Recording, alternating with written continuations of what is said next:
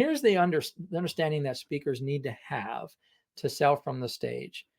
It's not about a sales pitch at all. It's about positioning. And just like marketing, it's about positioning. And what you have to do is know how to have a message. First of all, craft a message that has a very specific outcome. And that outcome is you need the audience members to go, I need that one. I need to talk to that person. That's the outcome. In order to get to that outcome, the response that drives that outcome is generally this. It's generally something like, I've never heard it like that before. Or no wonder I've got this problem. Or, oh, I finally get it. That's what we have to get the audience to respond to, or that's the response we want. So knowing that the outcome is, I want to work with that one or talk to that one. And the response that drives that outcome is, oh, I've never heard it like that before. We have to build tactically the presentation so that it arrives at that response and that outcome. And reading a sales pitch and doing a high pressure sales offer just doesn't work anymore. And it used to. And there are some people who can still do it. I can do it. I do it. I don't do it very often. Usually what happens is because I know how to get to that outcome now. So what we need to do is understand that when we craft this presentation, we need to know the outcome. And the outcome is going to be, I want to work with you, not necessarily buy now or reach into my pocket and get my wallet out. It's, I want to talk to you. And what drives that outcome is, I never thought of it. I've never heard it like that. I've never seen it like that. No wonder. Like, we need to get the audience to have this change of perspective on something. So then we craft the talk to reach that objective, and then we have to learn how to deliver it.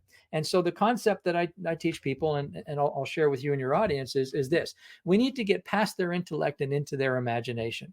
Because what happens is we need the audience not just to know about our stuff, whatever we're selling. We need to get them to imagine how it's going to affect their lives or their business or whatever it is that the product addresses. And in order to do that, it's a heck of a lot more than thought leadership. It's a lot more than information. It's a lot more than a sales pitch.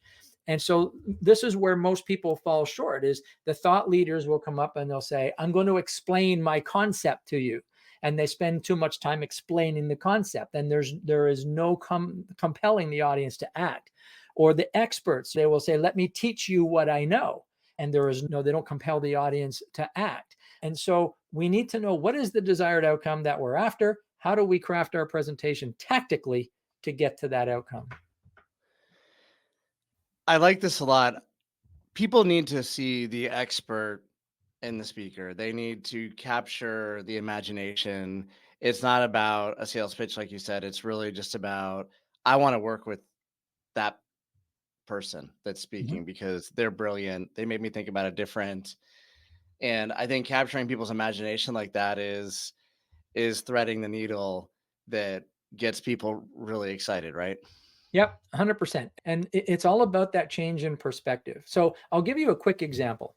When I'm in front of an audience, this is something I always do. And I do it all over the world. And I'll ask the audience this question. It's one of the first things I'll do. I'll say, put up your hand if you or somebody is in the market for a tennis instructor. Okay. And so let me ask you, Eric, are you or is anybody in the market for a tennis instructor? No. Okay. And this is what happens in the audience. Nobody's hand ever goes up. Once in a while, one hand goes up. So what I'll do is I'll tell the audience, let's say, I don't know, it's 100 people. I'll say something like this. I'm going to bet that at least 30 of you are in the market for a tennis instructor right now, or somebody who is. And I'm going to bet, Eric, that somebody who's in the market for a tennis instructor. And so you're wondering, okay, how are you going to prove that? So then I tell about this guy named Brian. Brian came to me, I don't know, about 18 years ago. And he says, Steve, I'm going to all the networking events. I'm shaking all the hands, meeting all the people, making all the phone calls. And he says, I'm just not getting the business that I need. And I said, well, Brian, what do you do? He said, I'm a tennis instructor. So we see what the market is for tennis instructors. Whenever he says that, he's positioning himself as somebody they don't need instead of somebody they do. So we taught Brian a few fundamental principles. We taught him about positioning.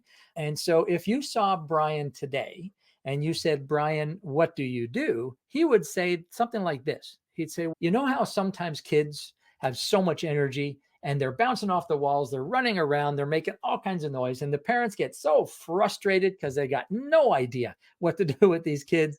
He'd say, what I do is I take kids of any age, I bring them on a tennis court, I absolutely exhaust them, and then I hand them back to their parents.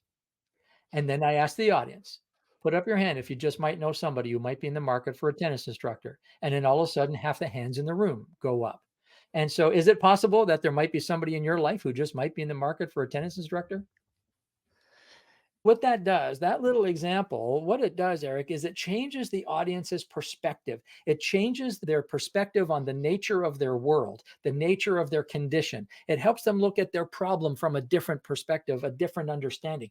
And when we can do that, when we can shake their beliefs, we can rattle their paradigms, we can make them question that which they believe to be true. That's when they go, I need to talk to that one. And so that's what we need to try and do. If I can just, if I said to you, okay, but what if I told you that Brian was the best tennis instructor in the world? That's not going to change your answer. What if I told you that he was trained by like the top tennis players in the whole world? That's not going to change your answer. You're not in the market. But if I change your perspective on it, now you all of a sudden might be in the market. In a matter of a couple of seconds, I can take the audience from I'm not interested to tell me more. That's the purpose of marketing. The purpose of marketing is to position yourself as somebody they need instead of somebody they don't.